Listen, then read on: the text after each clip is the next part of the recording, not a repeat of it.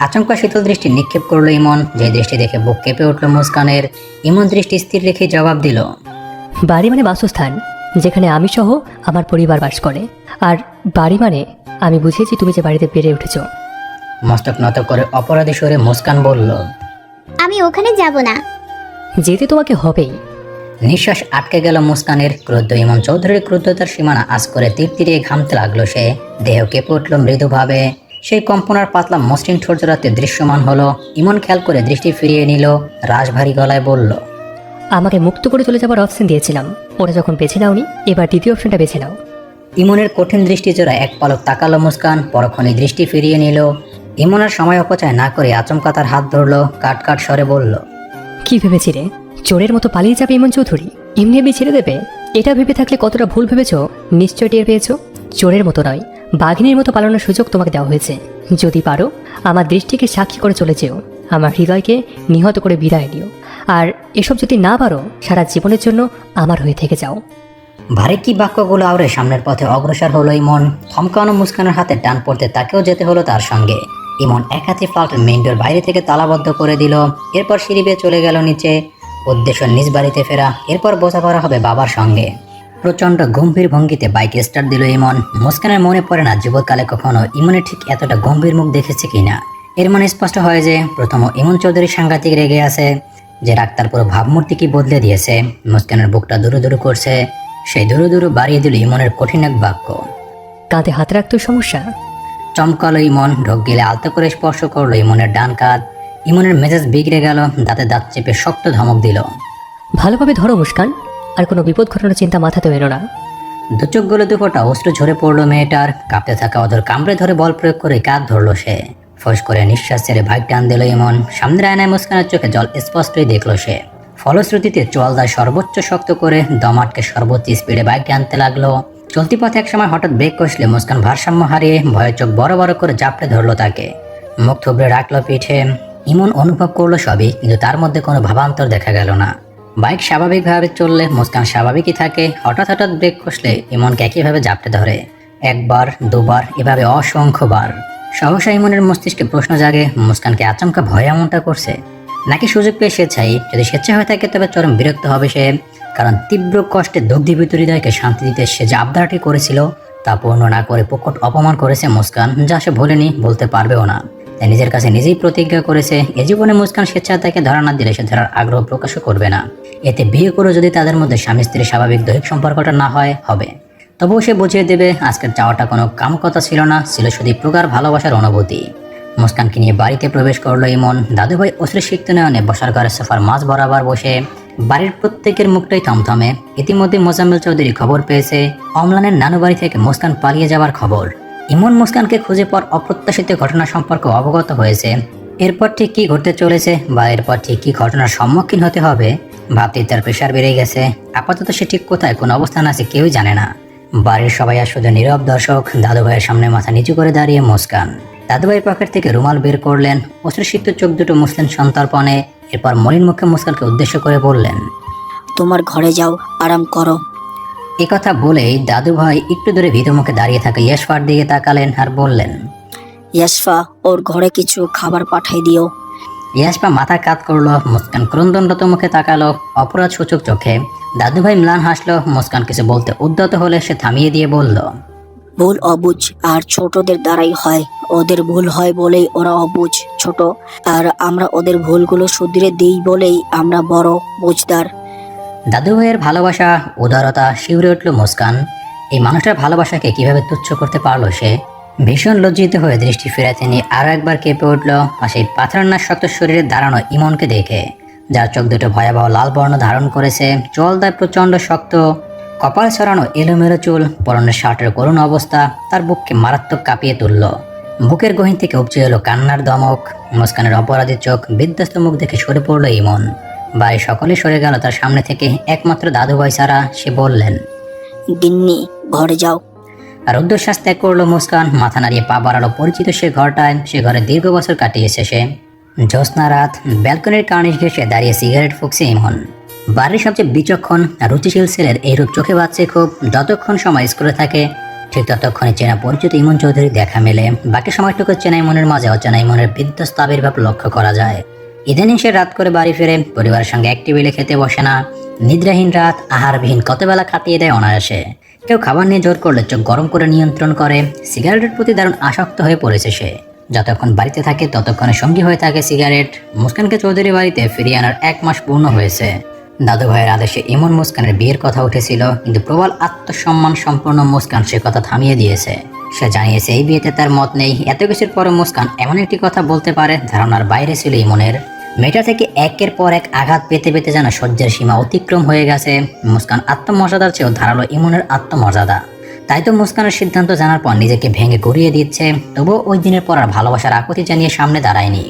মুস্কান যখন বিয়েতে পুরোপুরি অসম্মতি জানালো আর বলল তার ইচ্ছের বিরুদ্ধে বিয়ে দিনে সে বাড়ি ছেড়ে চলে যাবে, তখন দাদুভাই তাকে আলাদা ডেকে নিয়ে জিজ্ঞেস করেছিল, গিন্নি, তুমি ঠিক কোন কারণে এই সিদ্ধান্ত অটল রয়েছে বলবা? অকপটে জবাব দিল মুস্কান। আমি তোমার নাতির যোগ্য নই দাদু ভাই। তার স্ট্যান্ডার্ডের সাথে আমার স্ট্যান্ডার্ড যায় না। সে আমার চেয়ে বেটার কাউকে ডিজার্ভ করে।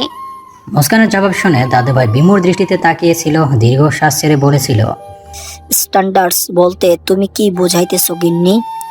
বাঁকা হেসে মুস্কান বলল, আমার আর তার মাঝে স্ট্যান্ডার্ড বলতে তো এইটুকুই বোঝানো হয়েছে।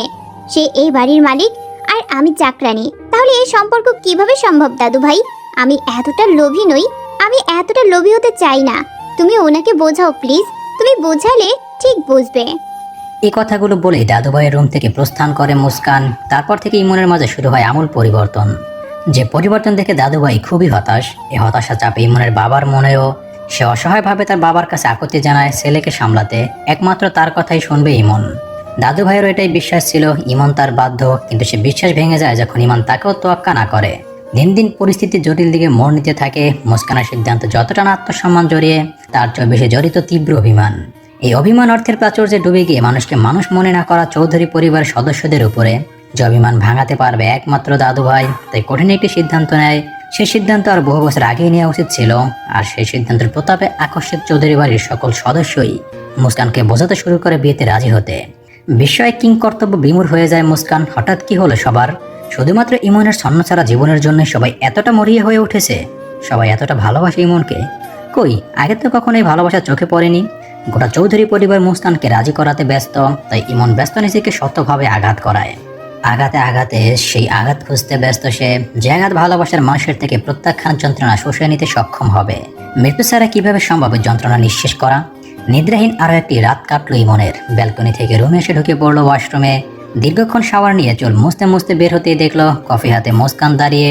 এক পলক দেখে গোপন দীর্ঘশ্বাস ছাড়লো। চুল মুছতে মুছতে চলে গেল ব্যালকনিতে। এত কিছু হওয়ার পর মুস্কানের মধ্যে ভাবান্তর নেই। সে পূর্বের না এ বাড়িতে কাজ করছে, সেই খাতিরে ইমনের কাজও করে দেয়।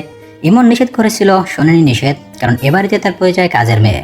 তাই কাজের বিনিময়ে এ বাড়িতে সে সারতে চায়। বিনে পয়সায় আজকাল কেউ কাউকে দেখে না, আর সে চায় না তাকে কেউ বিনে পয়সায় দেখুক। তার বক্তব্য শুনে কিছু বলতে পারেনি ইমন। নীরব দর্শকের মতো শুধু দেখে যাচ্ছে সব। কফি রেখে রুম ঝাড় দিয়ে ধীর পায়ে বেরিয়ে গেল মুস্কান। তক্ষুনি রুমে এলো ইমন। ত্বরিত হেঁটে দরজার কাছাকাছি ছুটে গেল। ধীর পদক্ষেপ ফেলে এগিয়ে যাচ্ছে মুস্কান। আড়ালে দাঁড়িয়ে সে যাওয়া দেখে আরেক দফা দীর্ঘশ্বাস ফেলল সে। এরপর গিয়ে কফির মগ হাতে নিল। আফসোসের সঙ্গে বিড়বিড় করে বলল, এর সঙ্গে যদি একটু বিষ মেশানো থাকতো। ফর্মাল ড্রেস আপ পরিধান করে নিচে এলো ইমন। মেজো কাকি বলল, ইমন বসো, খেতে দিচ্ছি। সময় নেই, বাইরে খেয়ে নেব। হাত ঘড়ি দেখতে দেখতে অত্যন্ত গম্ভীর স্বরে কথাটা বলল ইমন। রান্নাঘর থেকে আসার পথে শুনতে পেল মুস্কান। থমথমে মুখে তাকালো ইমনের দিকে। ইমন সে দৃষ্টি অগ্রাহ্য করে বেরিয়ে গেল। মেজো কাকি তখন বিরক্তির মুখে মুস্কানকে বলল, তোর তো ধম্ব কিসের মুস্কান? এখনো তুই জেদ ধরে থাকবি? আমরা যে তোকে এবারের বউ হিসেবে মেনে নিয়েছি, এই তো তোর সৌভাগ্য। আর তুই সেই সৌভাগ্যকে পায়ে ঠেলছিস। আমার কপালে সৌভাগ্য সয় না কাকি। মুখ বাঁকিয়ে মেজো কাকি বলল, হ্যাঁ, কুত্তার পেটে ঘি হজম হবেই না।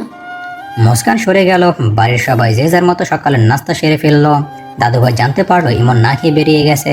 মুস্কান এখনো সকালের খাবার খায়নি, আর নেওয়া যায় না এসব। এবার কিছু একটা করতেই হবে ভেবে মেজো ছেলেকে কল করলেন। তিনি বললেন, তোমার সাথে আমার জরুরি কথা আছে।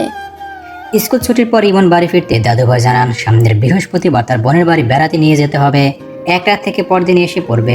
ইমন প্রথমে রাজি হয়, কিন্তু পরবর্তীতে যখন শুনতে পারে মুস্কানকেও নিয়ে যাওয়া হচ্ছে, তখন কড়া গলায় না করে যায় সে যাবে না। দাদু ভাইও কড়া গলায় হুকুম করে যেতেই হবে।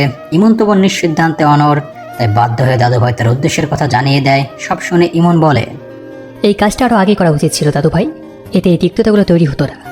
দাদু ভাই বলেন, দেয়ালে পিঠ না ঠেকলে কজন রুখে দাঁড়াতে পারে। দুপুরবেলা ছাদে কাপড় নেড়েছিল মুস্কান, সেগুলো আনতে গেল বিকেলবেলা। অমনি মুখোমুখি হলো ইমনের। ছাদের কার্নিশ ঘেসে দাঁড়িয়ে সিগারেট ফুঁকছে সে। এতক্ষণ ধীর গতিতে সিগারেট ফুঁকলেও মুস্কানকে দেখেই তার গতি বেড়ে গেল। এমনিতে ইদানিং ইমনের মুখোমুখি হতে অস্বস্তি লাগে। দৃঢ় চোখ জোড়া কাঁপন ধরিয়ে দেয় বুকে। এতদিন ইয়াসপার মুখে শোনা ঘটনা প্রত্যক্ষ দর্শনে তীব্র অস্বস্তি, ভয়, অবিশ্বাস একসঙ্গে বুকে ঘুরপাক খেতে লাগলো। তরিত কাপড় তুলতে গিয়ে কয়েকটা ফেলে দিল নিচে। সেগুলো পুনরায় তুলে চলে যেতে উদ্যত হলেই ওড়নায় পা পিছিয়ে পড়ে গেল সে। মুহূর্তে সিগারেট ফেলে ছুটে এলো ইমন। দোয়াতে মুস্কানকে ধরে তুলে শক্ত একটা ধমক দিল। সমস্যা কি? বাঘ তাড়া করেছে, খেয়ে ফেলবে তোমায়। এতক্ষণের ভয় এবার কান্না হয়ে ঝরতে শুরু করলো। ইমন অধর কামড়ে কাঁধ ঝাঁকিয়ে অসহ্য কণ্ঠে বলল, আর কত চালাবে, আর কত? মুস্কান ফুপিয়ে উঠল। থেমে গেল ইমন, ছেড়ে দিল মুস্কানকে। উঠে চলে গেল ছাদের ওপাশে। বড় বড় নিঃশ্বাস ছেড়ে রাগ দমন করার চেষ্টা করলো। মুস্কান চোখের পানি মুছে কাপড় গুছিয়ে উঠে দাঁড়ালো। ফোঁস করে নিঃশ্বাস ছেড়ে চলে গেল নিচে। সে নিচে যেতে চিলেকোঠার ঘরের দেয়ালে সজের কয়েকটা ঘুষি দিল ইমন। আক্রোশে ফেটে পড়ে বলল, কেন বুঝে নাও, কেন? রহস্যময় পৃথিবীতে বিচিত্র মানুষের বসবাস। সেই বিচিত্র মানুষের বিচিত্র গল্পের ভেতরে থাকে অগাধ রহস্য, যে রহস্য ভেদ হলে কেউ হাসে, কেউ কাঁদে। গল্পের নায়িকা মুস্কানের জীবনেও রয়েছে অগাধ রহস্য। জীবনের সেই রহস্য উদ্ঘাটন হলে সে কি হাসবে? যদি সে হাসে, কাঁদবে কে? চৌধুরী বাড়ি মেজো ছেলে মহিউদ্দিন ছোটবেলা থেকে গা ভাষা স্বভাবের, বদমেজাজি আর দুরন্ত মনা। লোকে বলে মেজো সন্তানরা একটু আলাদা প্রকৃতির হয়। মহিউদ্দিন যেন তারই দৃষ্টান্ত। বড় ভাই ছোট ভাই যখন ক্যারিয়ার করতে ব্যস্ত, সে তখন রাজনীতি নামক ভয়াবহ পথটায় উন্মাদগ্রস্ত। টেনে টুনে স্নাতকোত্তর পাশ করে পড়ালেখার পাঠ চুকিয়ে দেয়, পুরোদমে রাজনীতিতে ঢুকে পড়ে। এরপর একদিন মাঝরাতে বাড়িতে পুলিশ আসে। প্রবল আত্মসম্মান সম্পন্ন ব্যক্তি মোতালেব চৌধুরী, পেশায় অ্যাডভোকেট, কড়া আইনের লোক।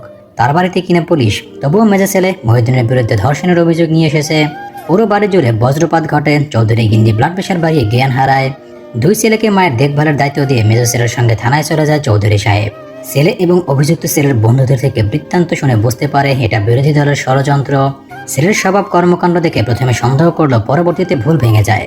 শতক মহিউদ্দিন তারই রক্ত, এতটা নিচে নামার সাহসের রক্তের হবে না। পরিপূর্ণ বিশ্বাস আর ছেলের পক্ষে লড়াই করার শক্তি খুঁজে পায় সে। 3 মাসের মাথা সফলতাও অর্জন করে। তার ক্যারিয়ারের প্রায় প্রতিটা কেসই সফল, কারণ সে সত্যের পক্ষে লড়াই করে। মিথ্যা কেসের দায়িত্ব সে নেয় না। সে যাত্রায় বিপদ কেটে যায়, কিন্তু চৌধুরী গিন্নির মন থেকে ভয় কাটে না। আর না নিজের স্বভাবের পরিবর্তন আনে মহিউদ্দিন। যে পথ তাকে এত বড় বিপদের মুখে ঠেলে দিয়েছিল, সে পথ ছাড়তে পারবে না সে। মা কসম দেয়, প্রতিজ্ঞা করায়, সপ্তাহ এবং মাস ব্যবধানে সে কসম প্রতিজ্ঞা ভুলে যায় সে। কখনো মারপিট করে বাড়ি ফেরে, কখনো বা মার খেয়ে রক্তাক্ত হয়ে। কিন্তু যেদিন নেশাগ্রস্ত হয়ে মধ্যরাতে বাড়িতে পা দেয়, সেদিনে চৌধুরী সাহেব আর গিন্নি টনক নড়ে। মেজো ছেলের অধপতন দেখে শিউরে ওঠে তারা। জীবনে প্রথমবারের মতো ছেলের গায়ে হাত তোলে মোতালেব চৌধুরী। ক্রোধে দিশেহারা হয়ে সিদ্ধান্ত নেয় ত্যায্যপুত্র করবে মহিউদ্দিনকে। কিন্তু দুপা চাপটা স্ত্রীর করা অনুরোধে সেই পথ থেকে সরে আসতে বাধ্য হয় সে। ছেলের হুমকি ধামকি দেয়, সুযোগ দেয় শেষবারের মতো। স্ত্রী সপরিবারের সকলকেই দায়িত্ব দেয়, যেভাবেই হোক ছেলেকে তার সৎপথে ফিরিয়ে আনার, নয়তো সে তার সিদ্ধান্তের বাস্তবায়ন করতে বাধ্য হবে। বাবার ক্রোধ দাপটের কাছে বরাবর তুচ্ছ মহিউদ্দিন। মায়ের অসহায়ত্ব তার বিবেককে প্রশ্ন তোলে। তার পেছনে বড় ভাইয়ের মা অক্লান্ত পরিশ্রম করে। এসব জটিলতার ভিড়ে হঠাৎ চৌধুরী গিন্নির মাথায় বুদ্ধি আসে, ছেলেকে যত তাড়াতাড়ি সম্ভব বিয়ে করাবে। বিয়ে করে বউ ঘরে আনলে ছেলে আর বহির্মুখী হয়ে থাকবে না। স্ত্রীর এমন সিদ্ধান্তে মত দেয় মোতালেব চৌধুরী। 1 মাসের মধ্যে মেজো ছেলেকে বিয়ে করে বউ ঘরে তোলে। বড় ছেলের আগে মেজো ছেলের বিয়ে নিয়ে লোকের অনেক প্রশ্নের মুখে পড়তে হয়। অনেকে আবার ভেতরের খবর টুকিটাকে জানে বলে বিনা প্রশ্নের দাওয়াত খেয়ে বউ দেখে চলে যায়। বিয়ের পর বেশ ভালোই দিন কাটছিল। বাবার টাকায় বউ নিয়ে আমোদ প্রমোদে ব্যস্ত মহিউদ্দিন। এভাবেই দিন গড়িয়ে মাস, মাস গড়িয়ে বছর প্রায়। মোতালেব চৌধুরীর ছেলেকে মানুষ করতে পারেনি। এই আফসোস ছিল, দিন শেষে ছেলের দ্বারা তার যেন সম্মানহানি না হয়। তাই বউ সহ তার দায়িত্ব পালনও করছিল। বড় ছেলে ততদিনে প্রতিষ্ঠিতও হয়ে যায়। নিজের পছন্দের নারীকে বিয়ে করে ঘরে তোলে। এরপরে শুরু হয় পারিবারিক দ্বন্দ্ব, কলহ। দিন দিন যেন মহিউদ্দিনের স্ত্রীর চোখের বিষ হয় বড় ছেলের বউ ইরাবতী। এদিকে পরপর 2 পুত্র সন্তানের জন্ম দেয় মেজো বউ। পরিবারের সদস্য বাড়ে, অথচ মহিউদ্দিন ভাবলেশীন। এ নিয়েও মেজো বউ পারভিনের আক্রোশের শেষ ছিল না। বাড়ির বড় ছেলে রোজগার করছে, সংসারে পয়সা ঢালছে, তা নিয়ে মনে হিংসা জন্মায়। সে হিংসা থেকে স্বামীর সাথে বনিবনা কমতে থাকে। একদিকে বড় ভাবিকে সহ্য করতে না পারা তার স্বামী কর্মঠ বলে, অন্যদিকে নিজ স্বামীও 2 চোখের বিষ হয়ে ওঠে অকর্মণ্য বলে। ছেলেরা বড় হয় দাদু ভাই আর বড় চাচার সাপোর্টে। তবুও দিন শেষে পারভিন ইরাবতীকে সহ্য করতে পারে না। বাচ্চা ধারণ করতে দেরি হচ্ছে বলে ও ইনিয়ে বিনিয়ে নানা রকম কথা শোনায়। সবসময় প্রার্থনা করে ইরাবতী যেন সন্তান ধারণ করতে না পারে। এমত অবস্থায় ইরাবতীর জীবনে সুখ বয়ে আনে চৌধুরী বাড়ির ছোট বউ তাহমিনা। পেশায় ডক্টর হওয়ার সুবাদে সে ইরাবতীকে চিকিৎসা দেয়। পরম করুণাময়ের দয়ায় তাহমিনা প্রথম অন্তঃসত্ত্বা হওয়ার পরপরই ইরাবতী অন্তঃসত্ত্বা হয়, জন্ম হয় ইমনের। এরপর থেকে পারভিন মানসিকভাবে অসুস্থ হয়ে পড়ে, অনুভব করে সে তার সংসারে সুখী নয়। সুখী না হতে পারা যন্ত্রণা ছটফট করতে থাকে। মহিউদ্দিন ছাড়া বাড়ির প্রতিটি ব্যক্তি বুঝতে পারে পারভিনের সমস্যা। এরপর পারভিন যখন তৃতীয়বার অন্তঃসত্ত্বা হয় তখন মোজাম্মেল চৌধুরী মেজো ভাইকে আলাদা রেখে অনেক কিছু বোঝায়, সুপরামর্শ দেয়। তার পরামর্শ পরিবারের সাপোর্ট, সন্তানদের ভবিষ্যতের কথা চিন্তা করে বাবার বন্ধু রেফারেন্সে চাকরি পেয়ে পা বাড়ায় ঢাকা শহরে। মানুষের জীবন বহমান স্রোতের মতো, আর জীবনের গল্পগুলো এক একটা তীর বা কিনারা। মহিউদ্দিনের জীবনের প্রথম গল্প পারভিন স্রোতের তোরে এক তীর থেকে কিভাবে ছিটকে যায় অন্য তীর নয়নতারার কাছে, কিভাবেই বা সেখান থেকে ফিরে আসে। এক জীবনে অনেক গল্পই তৈরি হয়, সে গল্পগুলো ঢেকে যায় অতীত নামক মরিচিকার আড়ালে। কখনো কখনো সেই অতীত আবার উকিও দেয়, গাঢ় চিহ্ন হয়ে ফিরে আসে জীবনে। মহিউদ্দিনের জীবনে সে চিহ্ন ফিরে এসেছিল খুব তাড়াতাড়ি, যা মিথ্যার বেড়াজালে এতগুলো বছর বন্দী ছিল। আজ তবে সেই বেড়া ডেঙানোর সময় এসেছে। বাবার করা সিদ্ধান্ত শুনে ঘামতে শুরু করলো মহিউদ্দিন। মোতালেব চৌধুরী সদ্যই হুমকি দিয়ে গেছে তাকে, হয় আমার কথা মেনে চলো, নয়তো সবার সম্মুখে স্বীকার করো সেই অতীত যা আমরা মিথ্যা দিয়ে এতগুলো বছর ঢেকে রেখেছি। পৃথিবীতে অনেক সন্তান আছে যারা নিজ জন্মদাতা সম্পর্কে দূরে থাক, তার পরিচয় সম্পর্কে অবগত নয়। মহিউদ্দিন সেই দলের নয়। নিজের বাবা সম্পর্কে খুব সূক্ষ্ম ধারণা রয়েছে তার, যে ধারণাগুলোই ওই মুহূর্তে তার শরীর অসাড় করে দিয়েছিল। নতুন একটি দিনের সূচনা, কারো জীবন নতুন গল্প সূচনাও বোধ হয়। আজকের সকালের চিত্রটা বেশ অন্যরকম। বাড়ির পরিবেশ একদম শীতল। ডাইনিং রুমে একসঙ্গে নাস্তা করতে বসেছে সবাই। দাদু ভাইয়ের ডান পাশে ইমন, বাম পাশে মুস্কান। ছোট ছেলের পরিবারে কেউ উপস্থিত নেই। রাতে নাইট ক্লাবে কাটিয়ে সাত সকালে উঠতে পারেনি ইভান। তার বাবা মা দুজনেই কাজের সুবাদে বাইরে থাকে। ছোট বোন ইমা ছুটেছে ফিজিক্স প্রাইভেটে। পারভিনের বড় ছেলে ইমরান চাকরির সুবাদে বউ নিয়ে আলাদা থাকে। ছোট ছেলে আনিস বাড়িতেই, সেও নাস্তা করতে বসেছে সবার সাথে। উপস্থিত আছে তার মেয়ে ইয়াসফা আর স্বামী মহিউদ্দিন। খাওয়ার ফাঁকে দাদু ভাই পারভিনকে বললেন আজ ইমন মুস্কানকে নিয়ে এক জায়গায় বেড়াতে যাবে সে, মহিউদ্দিনের সঙ্গে যাবে। এ কথা শুনে ব্রো কুঁচকে ফেললো পারভিন। বড় আল্লাহ হয়েছে দুইটাকে নিয়ে বেড়াতে যাবে ভালো কথা, তা জামাইকে কেন টানাটানি করছে? জোরপূর্বক এসে পারভিন বলল, কত কাজ, এসব ফেলেও ঘুরতে যাবে? চোখ কটমাট করে স্বামীর দিকে তাকালো পারভিন। তাকে আশ্চর্য চরম পর্যায়ে পৌঁছে দিয়ে মহিউদ্দিন চোখ তুলে তাকালো না অবধি। ক্রোধে গজগজ করতে থাকলো পারভিন। দাদু ভাই বললেন, এদিকের ভার আমি আজ আনিসের উপরে ছেড়ে দিলাম। কেসে উঠলো পারভিন। ছোট ছেলে সম্পর্কে বেশ ধারণা আছে তার। এই ছেলেকে ভার ঢোক গিলল সে। আমতা করে বলল, বাবা ও কি করে, কি করবে? সে নিয়ে তুমি চিন্তা করো না। কি দাদু ভাই, সামলাতে পারবা না? আনিস লাজুক হাসলো। এই প্রথম দাদুভাই তাকে স্নেহ দিয়ে ভরসা করেছে, এবার নিজেকে প্রমাণ করতে হবে। ইমনের মতো প্রিয় নাতি হয়ে উঠতে হবে ভেবেই মাথা ঝাঁকালো সে। পারভিন ঢোক গিলল আবারও। একবার ছেলে, স্বামী আর একবার শ্বশুরের পানে তাকালো। জোরপূর্বক ঈষৎ হাসলো। নাস্তার পুরো সময়টাই ইমন আর মুস্কানের মাথা নিচু করে রেখেছিল। ইমন রেখেছিল রাগে, অভিমানে, আর মুস্কান দ্বিধা আর অস্বস্তিতে। নাস্তা শেষে মহিউদ্দিন দ্রুত উপরে গিয়ে তৈরি হয়ে নিল দাদু ভাই ইমনও।